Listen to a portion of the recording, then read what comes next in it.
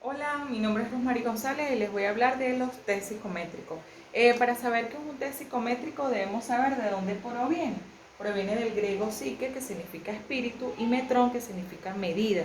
Para conocer un poquito más de los test psicométricos debemos citar a Merani en 1990, donde nos explicaba que son mediciones actuales de los procesos mentales.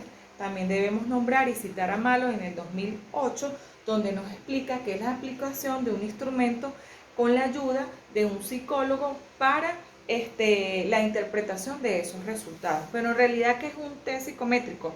Bueno, es la construcción de un instrumento donde vamos de manera similar a medir un subconjunto.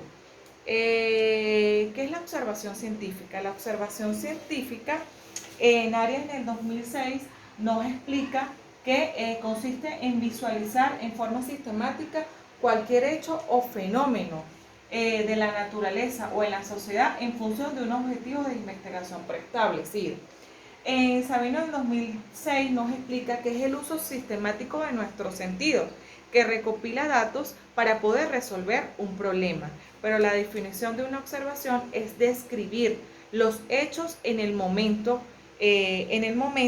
y además de eso nos vamos a auxiliar a través de técnicas como registro, como información, y vamos a recopilar datos para después hacer un análisis y interpretarlo.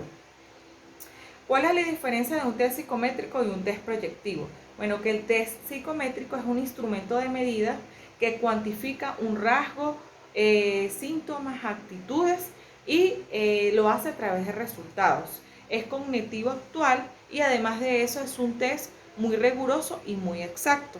Los proyectivos son cualitativos y además de eso son características arrojadas del inconsciente que suelen ser un poquito más comprensivos. Los tipos de observación. Bueno, existen varios tipos de observación, pero debemos saber y entender que la observación son los hechos que pasan en el momento y que se deben registrar para su posterior análisis. Existen dos tipos de observación, uno que es científico y otro que no es científico.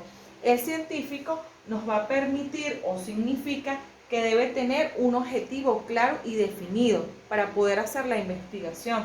Además de eso, desea observar y quiere hacerlo. Y la observación no científica significa observar sin una intención, sin un objetivo y sin un proceso investigativo. Los test psicológicos. Bueno, los test psicológicos, el sujeto sigue ciertas instrucciones de aspectos a alguna actitud o a otro aspecto personal. Eso nos lo dice Yela en 1996. El sujeto sigue ciertas instrucciones respecto a alguna actitud u otros aspectos personales. La estructura de un test psicométrico, muy importante. Para la estructura del test es necesario tener validez, tener confiabilidad, tener estandarización, tener normalización y tener tipificación.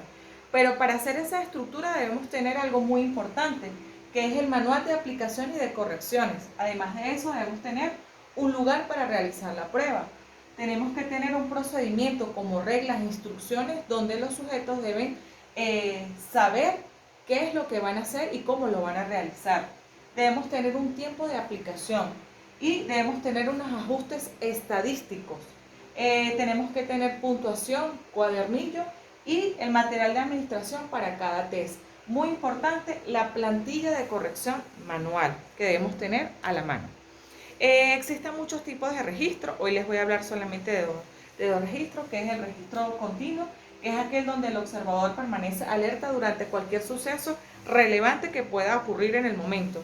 Y tenemos el registro de duración, que nos va a permitir medir la presencia o la ausencia en intervalos de conductas de tiempos específicos, y la sesión de observación total es dividida en intervalos de tiempo de igual medida. Muchas gracias.